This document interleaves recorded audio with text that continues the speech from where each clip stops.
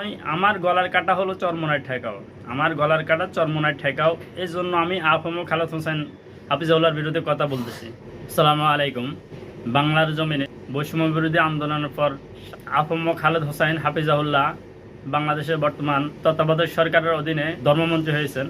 হজরত একটি কথা বলছে যে হিন্দুদেরকে মূর্তি বানাও বা হিন্দুদের প্রতি সহানুভূতি দেখাইছে যে হিন্দুদের ক্ষতি কেউ করতে পারবে না, কোনো মুসলমান করতে পারবে না। হিন্দুরা মূর্তি বানাবো, হিন্দুদের যার যার ধর্ম তার শেষে পালন করবে, এতে কোনো বাধা বিঘ্ন নাই। তো কিন্তু একই কথা আল্লামা মামুনুল হক সাহেব বলছিল, এমন করে হুঙ্কার দিয়ে বলছে যে কেউ যদি হিন্দুদের মূর্তির মাধ্যমে হাত দেয় তাদের হাত ভেঙে ফেলবো। কিন্তু আমার প্রশ্ন হলো এখানে, যখন আল্লামা মামুনুল হক হাফিজাহুল্লাহ এই কথা বলছে, এটার কোনো বিরোধিতা কেউ করে নাই, এটার কোনো কথা কেউ বলে নাই।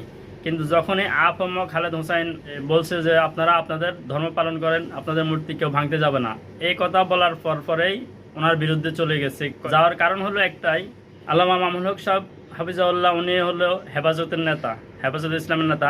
আর আফম খালেদ হোসেন সাহেবও চরমোনাইয়ের একজন দায়িত্বশীল, একজন উপদেষ্টা। তো এই জন্যই আমার গলার কাটা হলো চরমোনাই ঠেকাও। আমার গলার কাটা চরমোনাই ঠেকাও। এই জন্য আমি আফম খালেদ হোসেন হাফিজাউল্লাহর বিরুদ্ধে কথা বলতেছি। কেননা আমি হলাম নামদারি একজন আলেম। যদি নামদারি আলেমই না হতাম তাহলে আমি মামুনুল হক সাহেব যখন এই কথা বলছে আমি কিন্তু এটার বিরোধিতা করি নাই। যখন আফম খালেদ হোসেন সাহেব বলছে তখনই আমি এটার বিরোধিতা করছি। আর একজন ধর্মমন্ত্রী সে সব ধর্মের লোকদেরকে সাহস দিবে, সব ধর্মের লোকদেরকে বলবে যে আপনারা আপনাদের ধর্ম পালন করেন, আপনাদের প্রতি কেউ কোনো বিরুদ্ধাচরণ করবে না। এটা হলো কার? ধর্মমন্ত্রীর অবশ্যই একটা দায়িত্ব। তখন ওনার বিরুদ্ধে চলে গেছে। তো ওনার বিরুদ্ধে যা, এবং কি ওনাকে এমনভাবে বলতেছে আপনাকে মূর্তি পাহারা দেওয়ার দায়িত্ব কে দিচ্ছে, আপনি মসজিদ পাহারা দেন।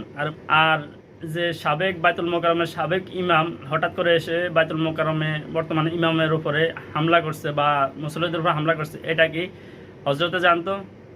হজরতে কি জানে? আপনি কি যখন জেলে যাওয়ার আগে আপনি জানতেন যে আপনি জেলে চলে যাবেন, আপনাকে আজকে ধরে নিয়ে যাবে, ডিবি আজকে আসবে? আপনি কি এমন কিছু জানতেন?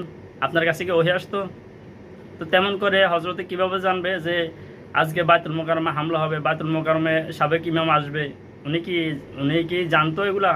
তা আপনি কেন একজন আলেম হয়ে এই ধরনের কথাবার্তা, উস্কানিমূলক কথাবার্তা বলতেছেন যে আপনাকে কে বলছে মন্দির পাহারা দিতে বা মূর্তি পাহারা দিতে? আপনি মসজিদ পাহারা দেওয়ার দায়িত্ব নেন। মসজিদ পাহারা দেওয়ার দায়িত্ব, ওনারা কি আপনার থেকে কম শিক্ষিত? ওনারা কি পড়ালেখা আপনার থেকে কম জানে? ওনারা কি বয়সে আপনার থেকে কম ছোট?